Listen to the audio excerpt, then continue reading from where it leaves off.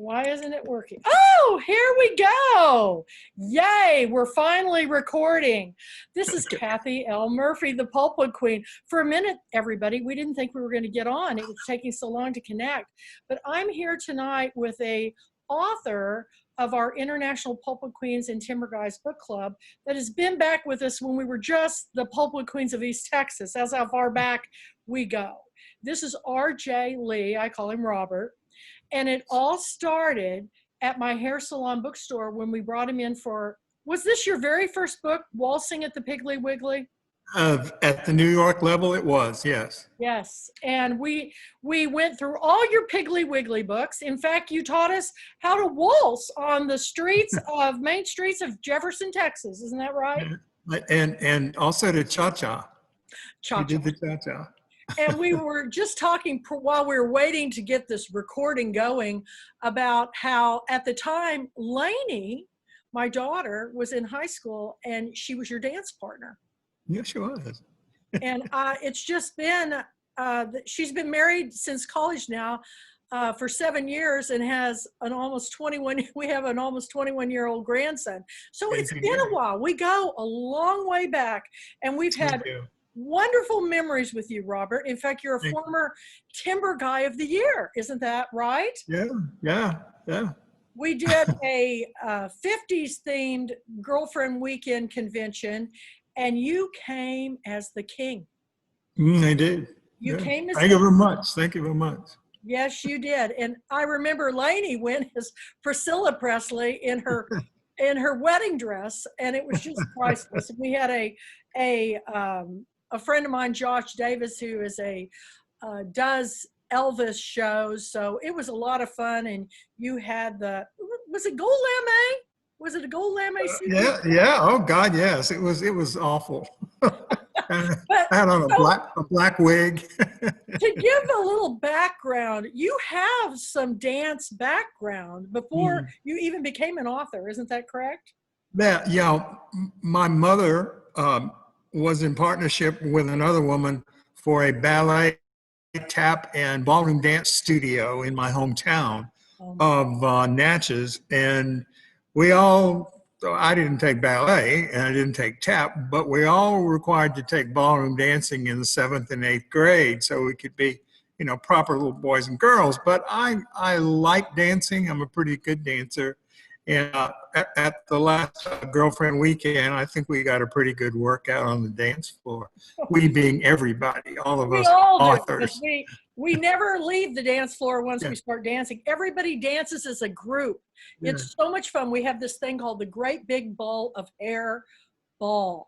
But this year, we're going to all be getting back together, only the first time ever virtual and online. And I was thinking, I'm still trying to figure this out, how after our Saturday night awards, how we might just have everybody maybe put on some music and have everybody just dance in their pajamas and have a pajama party. That'd be great. I'm still working on the program. I just added Cassandra King Conroy to our program. The book reporter, Carol Fitzgerald, is going to be interviewing her on Sunday because this year we're going to have 4 days and nights of events. And I've added, because so many authors who aren't even being featured or jumping on board, we have the only book club convention in the world that I'm adding so much content for authors. But we'll get to that later. But right now, we want to talk about this whole new series that you've got out with your publisher, and it's Cold Reading Murder. So tell us all about this new series that you're working on. Well, Cold Reading Murder is the 3rd novel that's going to be released next February. The overarching title of the series is The Bridge to Death Mystery Series from Kensington. And each one of the novels has a relationship to the game of bridge, because my heroine not only wants to learn how to play bridge, but she ends up teaching it, and she's also a reporter for the local newspaper. if I may, the first novel debuted 2 years ago. Let me see that. There it is. Hold it right there. Grand Slam, and that was on our list. Yeah, Grand Slam Murders by R.J. Lee. And then last year, which I call our COVID year, because we did meet last year. Yeah. And this one, Playing the Devil, yes, is the second novel in the Bridge to Devil, the Bridge to Death mystery that's series. what we may call our year. Let's just call it the Bridge to Death year.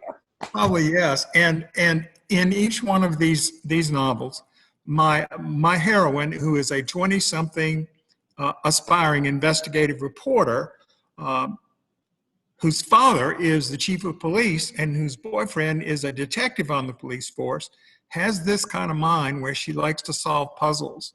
So she gets involved as an investigative reporter with a number of crimes that happen in this little town of Rosalie, Mississippi, on the Mississippi River, but it's actually my hometown of Natchez in disguise. So it's an old town with lots of layers and lots of eccentric people and lots of people who end up not being very nice to each other. So I have all these kind of society murders, as you might call them. And the third novel, let me get this one up, Cold Reading Murder, will be out on February 23rd of next year. And I believe you've already selected it as an April bonus read. Yes. And this one, I think, is, even though it's number 3 in the series, I think it's the best one yet. It has a lot of elements that I think a lot of mystery readers like. And let me say in the beginning that these are cozy mysteries in the manner of Agatha Christie, who invented the genre. Cozy means that you don't have any graphic sexuality, you don't have profanity, you have what you'd call polite, civil murder. I'll take it. I'm sorry, I will take it. We need a little bit more civility in this world. Well, yeah, so it's definitely not R-rated or even PG-13. I think a high schooler who likes to read could read this and not run to their parents and say, "Mommy, what does this mean? You know, what are they doing?" You know, you wouldn't have any of that. But Cold Reading Murder, if I may again put it up, I think is the most intriguing of the ones yet. My heroine, Wendy, has just gotten married to her boyfriend. She's engaged in the other two, but she finally gets married. And she's become very successful at forming her own bridge club. And she also agrees to teach some newcomers, some newbies, how to play the game of bridge. And these 5 people that she teaches couldn't be more different. The cast of characters is very eclectic. You have a writer who's writing the great American novel. Now you have a college student. You have a recently widowed woman who wants to start her life over.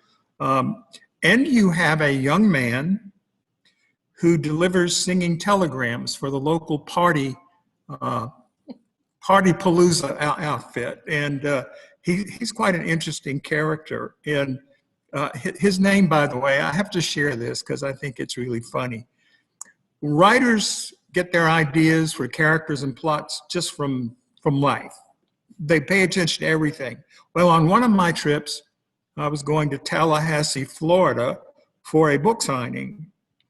And there was an exit between Pensacola and Tallahassee for 2 little towns. One is Milton, one is Baghdad. I don't know if you've ever seen that exit. It's the Milton-Baghdad exit.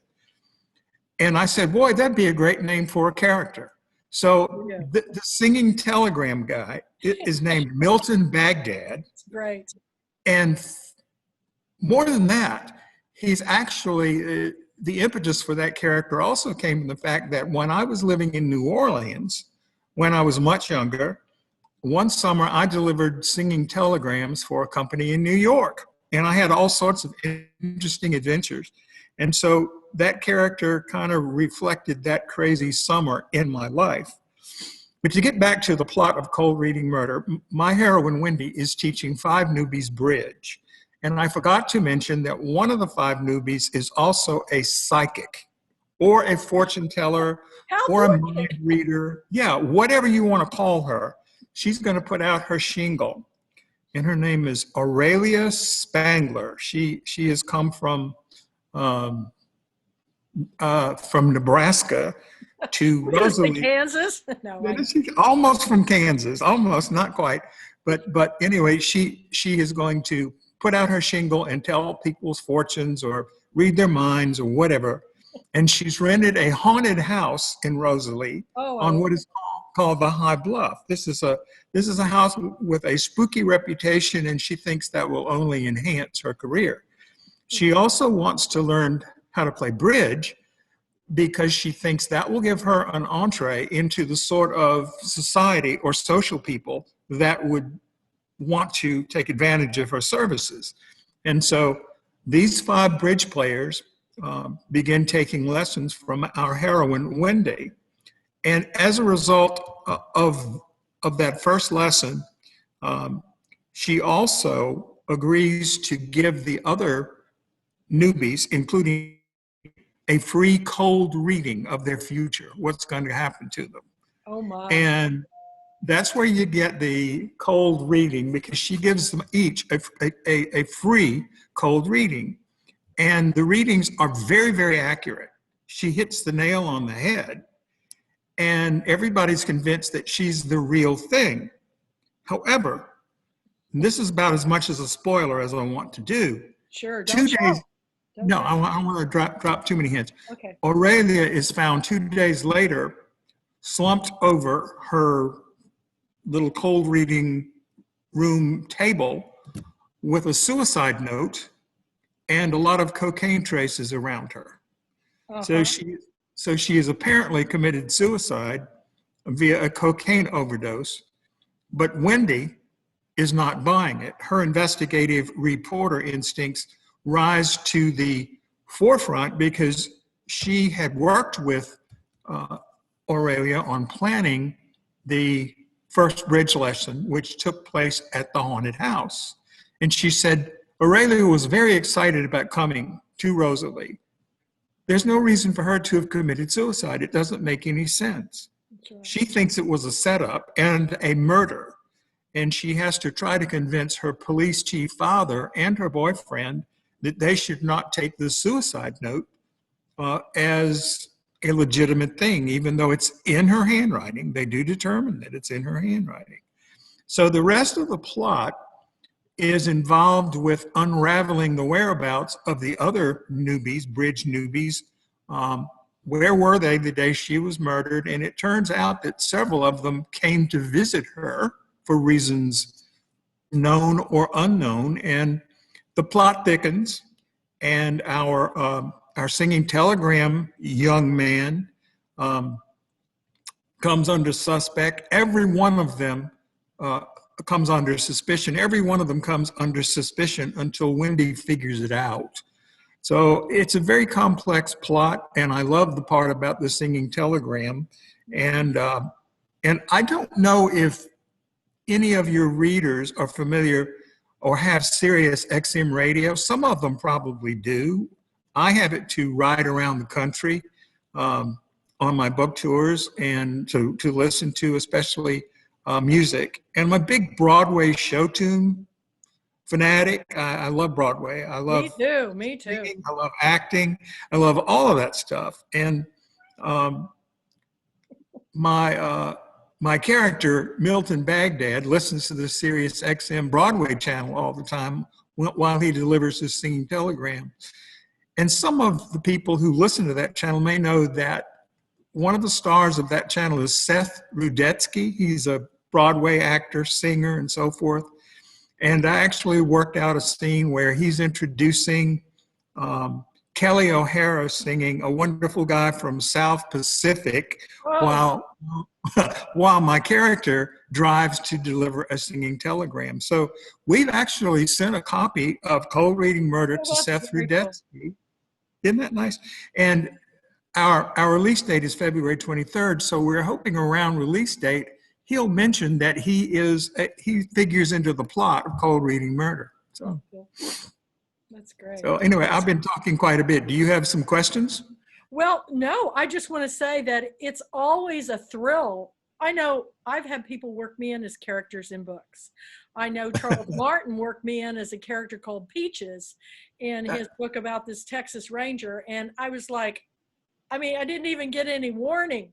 And it's always fascinating. Or we had another book that said, and they went to a Pulpwood Queen book club meeting. It's, I think that you probably will hear from them, because that's pretty exciting to know that somebody took the time to put you in a book and make you part of that, Well, I like to think of the whole country, even the world, as my palette when I paint these pictures, and of course, you being an artist, which I think you do wonderful work, you understand that your insights work their way into your art, no matter what type it is: singing, acting, painting, or writing. To me, you're telling a story, and you are. Like anything that you do in life where you're creating, you're telling a story. Whether you're doing a song, whether you're doing a dance, you're creating a story. So, and that's why the theme of our Girlfriend Weekend this year is it's all about the story. But what I love about your book is bridge, because when I was growing up, my mother, this was the early 60s when I was in grade school, and my mother get out the card tables, once a week, or set them up all over the living room and dining room, and tablecloths with bridge mix at one corner, mixed nuts at the others, and then they'd have mixed drinks. I got you. And I remember when I was the oldest of the three girls, and it was my job to bust the tables and make sure that the empty drinks were taken to the kitchen. And I remember many a time eating orange slices from those whiskey sours or whatever. You can get a buzz off of that, Well, I just loved oranges, and I just thought, ooh, these, and they had the little cherry. I just thought it was so exciting, but there was something glamorous because the women would all come in these sheath dresses, or the ones that had the matching belts. They had the pumps, the pearls. It was very The Help, They had the bouffant hairdos, and they would come in, and then they'd smoke cigarettes. I cannot believe they did that, but they would smoke and they would play bridge all afternoon, and then they'd potter off or whatever. But I love the story. And in Midnight in the Garden of Good and Evil, there was a story about they would go to the home, and the hostess said, do not come before 5 o'clock, or 5 or 4, because she opened her door exactly at that time. So they all congregated outside until she opened the door to let them in. And I don't know, there was something just very exotic and glamorous about that to me as a kid. And I still don't know how to play bridge, but I'll tell you, games is coming back. COVID has brought gaming back. In fact, if you haven't seen the Queen's Gambit, the new series on Netflix about chess, it's fascinating. And another one of the books that we've got, I thought it was right here in front of me, is about Mahjong. And I've always been fascinated with those tiles. So, I was a big game kid, with Your Life and Monopoly when I was a kid. But, I think there's something very fascinating about, getting together with people and playing games. And we're all doing it again, so good for you. Perfect timing of coming out with this. And also, I just read that Nancy Drew just would have been 90. 90, yeah. So that's, there's a resurgence in the love of those books where the female, main character who's a detective or I think you've hit onto a wonderful place, but you always do. Your books always are nostalgic, and everybody's longing for that place right now. So it's perfect timing for your books to come along. How many do you think you're going to see in this series? Well, it's interesting that you say that, because my agent and I were talking about it yesterday. Oh, wow. And I think she's going to go back to my editor at Kensington and propose at least 2 more. because they've been there. I'm writing on the fourth one now, and it'll be out in 2022. So I'm hoping for at least 2 more. And we do have some nibbles out to certain entertainment entities, one in Absolutely. Australia, one here. Yeah, and one here in America. And if this thing becomes a film or TV series level, I did want to mention too that you do not have to play bridge or understand the game to follow these plots or solve the crimes. You will have the wherewithal to figure it out if you're that sort of person. And the other thing I wanted to say in response to your mentioning about the Women's Bridge Club or the Married Ladies Bridge Club in Savannah, Georgia, I was set to do a talk to them in May of this year. Wow. I had someone, well, it was Tamala Maxim who worked it out. I love her and her mom. And we were to make we would have a big ticket selling event there. And darned if COVID didn't come along and just totally kick it out because nobody really wanted to take the chance back in May. We know a lot more now. But I'm hoping down the line that we can reconnect with the Married Women's Bridge Club and have even more novels to talk to them about. I think they would really enjoy the fact that it is about their game and they are part of my audience. Not all, but I'm so sorry we didn't actually have that event. I was excited about it. Tamala had been sending me messages about that, and I think it'll happen. It's just going to be a little later than you thought it was going to happen. A little bit, but that would be really fun to do. There's a wonderful book club in Dallas. There's a women's group in Dallas that has all kinds of different groups within the groups. I spoke to them years ago when my book came out. I'm going to see if I can kind of connect you with them because they get really into decorating for their big events. There were like 500 women at this luncheon I went to, and they decorated all the tables in this beauty salon.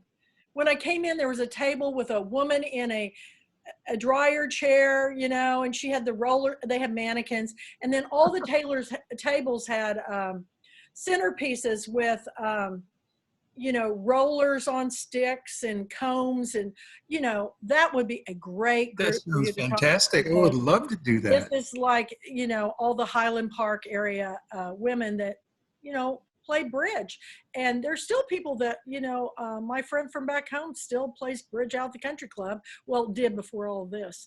But you've hit onto a really hot button right now, which is nostalgic fiction. Because what's happening as we stay at home, we as a society, whether you're city or country or wherever you live, have been taking so many things for granted. The fact that you could hop in the car and go to your friend's house for coffee or have a bridge club meeting or whatever. So I think when this does open up, you're going to be hit with this surge that will just take you into the next level, because I know I've got my car gassed up, and the minute that CVS gets that vaccine, I'm going to be the first one. Well, I have to wait till, the first responders and the nursing homes and all that. But I want to hit the road and I want to go visit everybody because I have been so alone for so long. My cat's tired of me. It keeps trying to jump on me as I'm doing this meeting. But, where did all these ideas, because this is your third series. Yes, it is. All these ideas about writing, it came from your parents, didn't it? Wasn't one of your parents a writer? Yes. My father was a writer and editor in New York after the war. And he had been a successfully decorated fighter pilot in the war, in the Pacific Theater. And New York, at that time, after the war was over, they actually wanted people who could write about the war, how we won it. And he was able to write fighter pilot stories because he was one. Wow. And he also wrote detective stories, the sort that have since become known as pulp fiction, film noir type stories with the sand shade. I love them. And so I'm actually the second generation of my family to write detective or mystery stories at the New York level. So I think probably the interest did come from him. When I was very little, I found out he had been a New York writer, and I said to myself, I think I want to be that too. So yes, I Well, I think bet. maybe. How young were you when you lived in New York? When did you move away? I was in my mother's womb when they Oh, lived in New York. okay. Okay, so you weren't even born yet. I was thinking that maybe you grew up around Broadway, but if you've got all those stories, those seeds were planted, is what I'm saying. Well, absolutely. And I will tell you that New York was just an absolutely wonderful place in 46 because all of New York was back. The lights were back on, Broadway was back. And my mother went to several Broadway shows. And one of the ones she saw was the original production of Carousel with John Raitt. Oh, I love it. And I was in the womb listening. I promise you I was. Yeah, they were you. It all got started right there. Well, when we took the Pulpwood Queens to New York City, my daughters and I went to 4 shows. We went to 2 plays and 2 musicals, and we would have gone to all of them if we could have, because that's our thing. Is we love theater, we love dance, we love, all the drama, and I'm crossing my fingers, waiting to see what's going to happen now that New York has shut down so much of. There's, so much is going on with theater. It's devastating. I don't think but every time we have a change of 100 years, the first 2 decades are always when we have the most change. And, I've said it before, but look at how many things came into place at the turn of the century last time. Oh, yes. With, everything from the trains moving people across the country, to automobiles, to telegraph, to telephone, to electricity. And now the next thing, our kids are going to be going, remember when they didn't have flying cars? Or you didn't go to the moon for the weekend? We have no idea what is in store. Right. Our technology is really, I think sometimes you fall back a little bit and then you burst forward. And I think that's kind of what's happening right now. I think that's a pretty accurate analysis, and we've got to learn with new technology also how to still communicate with each other. I'm amazed at the number of people who will go out to eat. This was before COVID. Go out to eat, married couples, and sit there and look not at each other but at their cell phones. We've got to realize that technology is there to help us, but not to make us more distant from each other. So I actually, during this time of COVID, have been on this so much with the Zooms and everything that I said, this is too much. And I took down all my pages except for the International Pulpwood Queens and Timber Guys page, because I said, there's no need to have 17 pages. Yeah. I had 17 that I was running, and I said, I'm sick of this. But I have really enjoyed getting, in fact, I think I've gotten to know my authors a lot better through these Zoom meetings and these online book clubs and Breathless Bubbles and Books and the film club. I've talked more to authors this year than in all my 20 years, because, I've talked to so many this past week. I'm just buzzing because yesterday my laptop went down all afternoon. Everybody goes, this isn't like you not to answer. It just would not open, just spinning. I'd close it and reopen it. Then this morning it was all fine. So praying that new laptop comes tomorrow, because I've always said, forget chemical warfare or bombs. If you want to shut down the world, take out the internet, because my God, I don't know what people would do, or their phones, No, yeah. Well, I have to say that. Poor phones, cell phones. I mean, I never had a cell phone or any type of phone of that matter. In fact, we had party lines when I was a kid. Whenever you wanted to know where your kids were, my mom rang a school bell, an old school bell, and we heard that bell. We better run home, because we were going to be in trouble if we weren't there. But there was none of that. Where are you now? You know, I mean, we get on our bike and we were gone for the day. And my kids had a little bit of that because we lived out in the country. But today, you know, I don't know. I mean, kids don't even know what a cow is. It's just amazing to me. Oh gosh, Robert, did I lose you? Come back, wherever you are. I've lost you. Let's see. Are you there? I'm here. I don't know why we've lost you, but your video, you need to click on it under participants and take the bar off. You just disappeared on me. Hold on. And I'd rather look at you than me. Hold on. Yeah, there we go.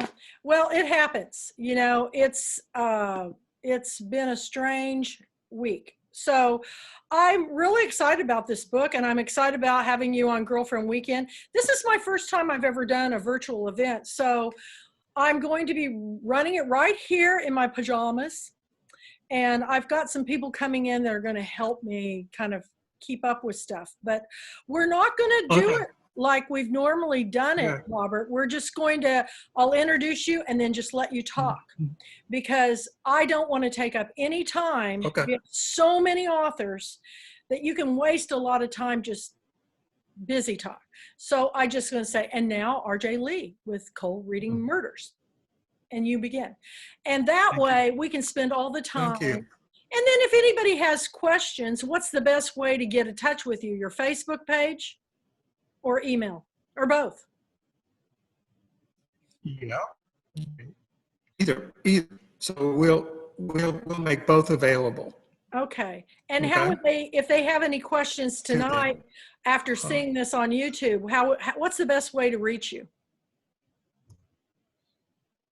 Did you hear that? Well, I do have yes, I did. Okay. I heard it. They can message me on my Facebook page, or they can email me if they'd like. Do you want me to give my email address? Yes. That way it'll be up on record on YouTube, so you do? They know how to get hold of you. Yeah. Okay. Well, that's great. And they may, by the way, they may pre-order or Cold Reading Murder or order from indies, chains, or online, any of my books.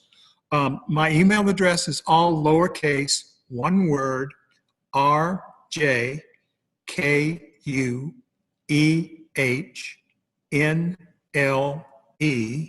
at max, MAXX, south, SOUTH.net.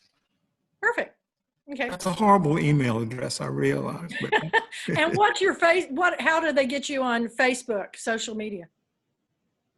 It's, they can go there. I have pages. I have an RJ Lee mystery writer page, and I have a Bridge to Death mysteries page. Well, I didn't know about that. Good. Okay. Yeah, and they can also get me at RJ Lee on Facebook. They can try any of those or email, and one of the other ways they will get in touch, and I answer all of my emails and all of my messages on Facebook. And I'll share those when this is going to be downloaded onto my YouTube channel, which is Kathy L. Murphy channel on YouTube. And please subscribe. And I will list those two there so they can reach you, so they'll have a contact. Okay. And do you have a website? Oh, I don't have a website yet. Okay, that's fine. As long as they you can go to kensingtonbooks.com in New York, and there's some information on me there. Good. Great. So where are you reporting from now? I've been doing a lot of these Zooms, and I go, oh, and they live so-and-so, and they go, well, actually, I'm not in New York. I'm in an island off the coast of blah, blah, blah. Or I go, so are you at home right now? Yes, I'm in my house in Oxford, Mississippi. Yes, and that's a wonderful place to be because they have a fabulous bookstore. And are they doing curbside service there with Richard Howarth's store, Square Books? I was actually there this afternoon, and we were going to try to plan and set up a March virtual event for Square Books. Yes, they have curbside, and they also have, you can go inside the bookstore with limited numbers, like I think 8 at a time. You have to wear a mask and use hand sanitizer, but they are open, and they do curbside service and online orders. It's a wonderful bookstore, and they really rolled out the carpet for me when I was there for my book tour. And I cannot thank Richard Howarth enough for everything he's done for me and my authors. He's great. It's a great town. It's the hometown. You can tour the William Faulkner home. I've had a lot of my authors from that area, and it's beautiful. It's a square, and it's just a beautiful place to go visit.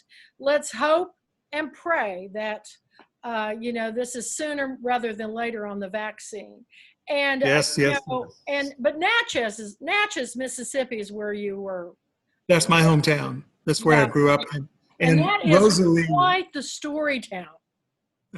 It definitely isn't. I've often said that it's a writer's laboratory, and a lot of my ideas, apart from what I may have inherited from my father, have come from observing, growing up in Natchez, listening to people, modifying some of the stories, because if I told them word for word, I think I'd get in trouble. So I've heard that many a time too. And it's like New Orleans. New Orleans to me, the last time I was down there, I was sitting on a friend's balcony early Sunday morning, and I watched at least 10 stories play out in front of me. My favorite story was I was sitting there with my friend's cat, and I watched this young man come out of this like townhouse and go down the street, and he doesn't have any shoes on. He's barefoot. Okay. And a tank top and baggy pants. And he comes back and he's got like a Coors cardboard beer thing, but it's just filled with drinks. And it's like 7 o'clock in the morning. And he's carefully carrying this. And about right where I was at, he stops to sit down, and he sits the drinks down beside him, and he smokes a cigarette. and these drinks are just sitting there, there's like, I don't know, 12 of them in this box. And he finishes his cigarette and puts it out on the stoop, and then he picks it up and he goes back to the townhouse and goes in at 7 in the morning. Oh yeah, that's a story. And I thought, now there is a story. There is a story. But I would love to spend some time there, and just so you could write, a short story collection or something, because each one of those every time you see something happen there, I always play out stories in my mind now. What happened that he's just now, they're still partying at 7 on a Sunday morning, But I love it. Well, it's such a colorful city. And I was right on St. Anne's, which is, and just watching everybody come in and out of that is interesting too.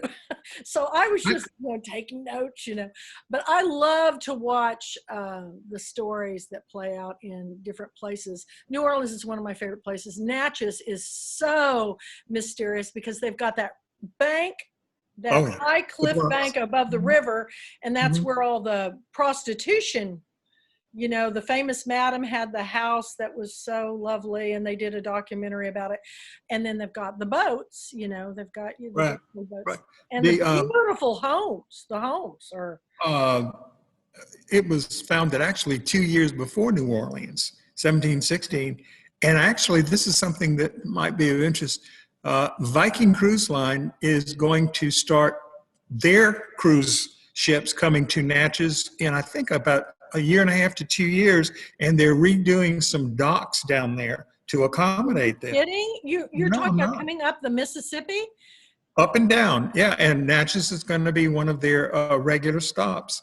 The European sleek Viking cruise lines. The smaller ships, because they're not the channels aren't deep enough for the bigger ones, but no, they'll still have the paddle wheelers that come up from the cruise ship lines, but the Viking, actually the Viking cruise line ships do tend to be smaller because some of the European rivers that they ply are not that deep either. But that's going to be interesting because that is a different clientele, I think. The type of person that really, the Viking cruise line is very much interested in the champagne and the caviar and the outside experience. There are a lot of decks where you can, whereas the paddle wheelers are more like staterooms in a regular cruise line. But that's something, river travel is really, despite COVID, which is hurt, it will come back too, just like everything else will. Yeah, my family took a cruise last Christmas, about the first part of December. Mm-hmm. And, it was really funny because when we went on the ship, they handed us a sheet saying there had been an outbreak of, so they were going to really up the hand sanitizing. You couldn't go out one door and into another without somebody squirting something on your hand. I mean, I have to say Royal Caribbean really did it right, but then we get home and, get through girlfriend weekend, and then we hear about all this coming out, and I go, wow, can you believe we did that last year? And we're running around without masks and all this stuff. And with my whole family, it was a lot of fun. We went to Mexico, but that's fascinating. So this has been what has been the hardest part of COVID for you this year? Not being able to play bridge. Really? Are you in a club? Several. Let's see. There were 2 here in Oxford. One at a nursing home in Tupelo, where the ladies just loved when I came to visit. They treated me to lunch, and I missed them. And I played bridge sometimes as much as 3 times a week before COVID. It was good for me to stay in touch with the game, and sometimes the dialogue that I would hear would give me great ideas for my own dialogue. I can imagine, because people just probably let down their guard a little bit as they're playing. They do. And I have I think I wore this T-shirt at one of the girlfriend weekends over the years. But I will have a T-shirt that says, be careful or you'll end up in one of my novels.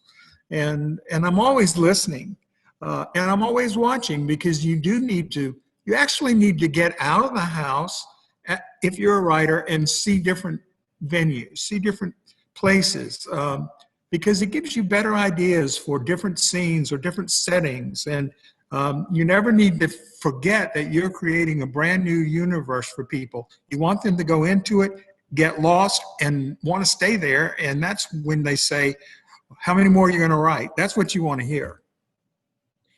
Half the places that I've gone is because I read a book that got me so excited about this. When I went to Venice, it's one of my favorite places in Italy. Did you like it? I love Sorrento and I love Venice. I really don't. The bigger cities, everybody gets excited about Rome and Milan and Florence. But for me, I like the smaller, quaint places. Yes. And I like to see how real Italians live. And luckily, when I go on these trips with Stephanie Chance, we get to go. I know. Into these homes that nobody else gets to go to. Her tours are, pretty magical that way. But everywhere I go, I always want to see how people live. And how people live in New Orleans is so cool. And another town like that is Natchitoches, Louisiana. That is, absolutely. Where they filmed, Steel Magnolias, and where Robert Harling Jr. wrote the screenplay. That is one of my favorite places to go to, because it's just a storyteller's dream. So of all the places you've been, where's your favorite off the wall spot that you've been to that just, I know what I saw you in a post one time say. What'd I say? Maine. Oh God, yes. The state of Maine. I want to go there because of your talking about it. Well, I was very fortunate. I fell in love with and was married for 13 years to my husband, who was born in Boston. Well, he lived in Massachusetts, but they had a summer home in Maine. And I got to see Maine in summer, in June and July, and it's so cool. And I don't mean cool, man, cool. I mean it's cool. Right. Everybody I'm talking to that has lived there or gone there, It's in the 60s, and sometimes they have fog there almost on the Atlantic Ocean. And my youngest daughter came to me the other day, and my youngest daughter, Madeline, came to me and she goes, you know where I want to go, Mom? I want to go to Maine. I go, oh my gosh, that's so funny, because that's one of the places I want to go. But how are you ever going to know about these places if you don't become a reader? Yeah. And so that's why our book club is going more global and more diverse, because the more you learn about other countries and people, you know, I gave Stephanie a wish list of where I want to go. I want to go to Turkey. I want to go to Morocco. I've never been to Lake Como. And she said, well, we're going to do one in 22 where we go to Lake Como and into Switzerland. And I've been watching all these Bollywood films, and they film a lot of Bollywood films in Switzerland. So yes, and so now I want to go to Switzerland because it's so beautiful in the summertime with the Alps and everything. So, you know, armchair traveling is what we're doing now. And no better book to read is your Cold Reading Murders, because first of all, we're all at home looking at ways to entertain ourselves. So read your books and get you a bridge book and learn how to play. I'm going to have my friend Heidi teach me how, because I've always wanted to learn how to play bridge. I mean, I know how to play partner pitch and a lot of other card games but some forms of poker. But, you know, I've always wanted to play bridge because it just seems so genteel and so ladylike, you know, or something. There's civility would be the key word. And I think good manners need to come back, and I think that good manners were done very well when the ladies would go to the bridge clubs. So read your books, and you know, mysteries are something that always keep us on the edge of our seat, and then travel to those places. Maybe at some time you should put together a little, you know, RJ Lee tour. You know, where maybe you could take them around to some of these places that have been your favorite haunts, or places that, you know, homes and different things. I mean, I have never been through the tour of homes in Natchez, and I have friends go that said it's the most amazing thing. Of course, I've been there many a time, but never had the time. Usually it's at Christmas, or is it in the spring? There's several. There's one in the spring, March and April, and there's one in October, but you've got all kinds of festivals. You have Christmas tours, you have the wine tasting festival, you have the opera and music festival, you have the Natchez Literary and Cinema Festival, which I'll be a part of this February. Oh, that's so cool. Yeah, that's fine. I'm just trying to think how far. I think it's about 5 hours from me. How far is it? Did you drive it when you came to the best way for you would be to go, of course, to Shreveport, then down 49 to Alexandria. Then Alexandria to Natchez is a little over an hour. Yeah, I'm thinking, well, wow, I think that's under 5 hours. That's not that far. I would love to do that. So hopefully this will all be coming along. What do you want to share with, can you hear me, Robert? You kind of froze there a minute. Let's see if you're still there. Can you see me? Man, we froze for just a second. There, you're coming back. Can you hear me? Okay. As we wrap it up tonight, I just wanted you to, you know, what is something that you would like to share with the readers out here that are going to be listening to this on YouTube? Something that we may not have covered tonight that would, you know, get them all excited about reading your books. I would say that if you enjoy, for instance, if you are a female and you enjoy reading about strong women, different women, a diversity of women, and how they can hold down a variety of jobs just as well as men, sometimes even better, you'll like this series. I have all sorts of interesting female characters, not to say that my men aren't interesting either. And I don't really write toxic males. The only one I wrote was in Playing the Devil, and I killed him off because he was so toxic. But most of the time, you'll find a very diverse and universe that I create. And my arc, as I think it was Martin Luther King. No, it was not. It was Mr. Lewis, John Lewis, who said the arc of the universe moves toward justice. I tend to have that sort of attitude toward my characters. And I do like happy endings. I don't necessarily tie everybody up with a neat bow, but I make my characters have depth, and I especially write women well. That's what I'd like to say. I like to see resolution. You don't have to have it end happily ever after, but you like to see that there's promise or hope for a better world when you read a book. And that's what I look for too. And I appreciate you coming on tonight and sharing your story with us. Sure. And so how many books does this make this so far that you've actually written? Let's see. Cold Reading Murder will be the 16th that will be released. Good. 17th is coming in 2022. And yeah, so this will be 17 of 18, combining all the different series. So. You know, for the authors that are watching out there, I have to say, you know, when I select authors that become my authors for my book club, I invest in their body of work. I like to see where they go. And I always share the story of Lisa Wingate, because it wasn't until she's been with us for decades, and it wasn't until she did Before We Were Yours, that it was her 30th book. Whoa. She sold, I think now over 2 million copies of that book. Yeah. And, you know, I'm just so proud for her. But a lot of it's luck, but there's a lot of talent in there, I'm telling you. And there's a lot to be said for people who are persistent, who never give up like us, because I never give up, ever. No. I may have some down moments, but I just keep going because I love books. I love authors so much. And I'm just so proud to call you friend, Robert. And I'm looking forward to our big to-do in January. So everybody get on board.